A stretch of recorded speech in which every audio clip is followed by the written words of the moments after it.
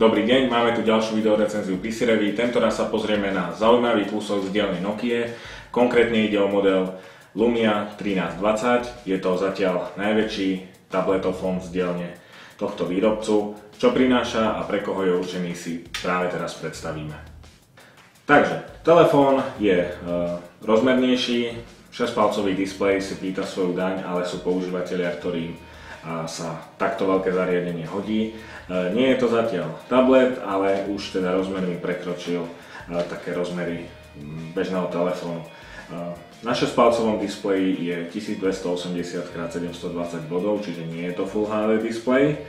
Vo vnútri je 1,7 GHz procesor, 1 GB operačnej pamäti, 8 GB úložného priestoru, ktorý sa dá potom rozšíriť o microSD-HC karty. Telefón tým, že má veľký displej, tak sa výborne hodí na multimediálne záležitosti, či už je to teda prezeranie obrázkov, ale najmä pozeranie filmov.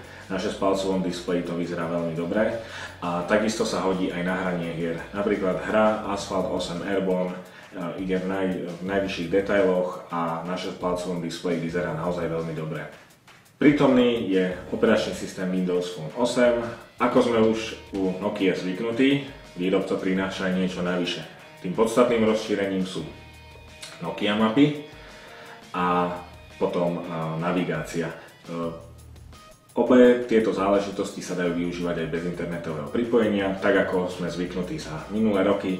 Jednoducho si stiahnete mapy v čase, keď máte pripojenie na internet a potom môžete používať vlastne či už automobilovú alebo pešiu navigáciu. Špecialitou je, ak máte internetové pripojenie, tak môžete používať rozšírenú realitu. Ďalšou špecialitou tohto telefónu je Clear Black Display.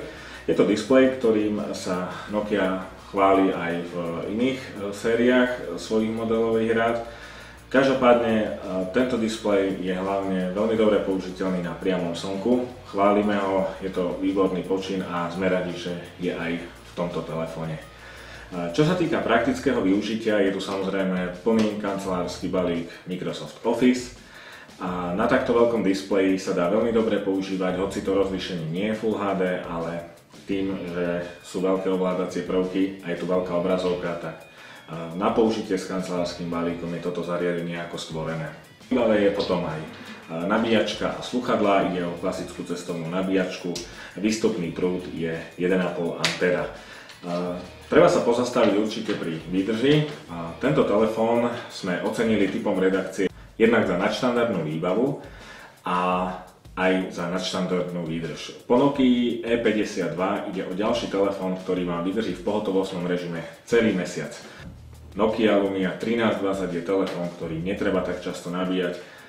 Za cenu 359 € je určený používateľom, ktorí chcú rozmernejší telefón, pohodlné ovládanie, nadštandardnú výbavu, výbornú technologickú časť a nechcú platiť veľké sumy.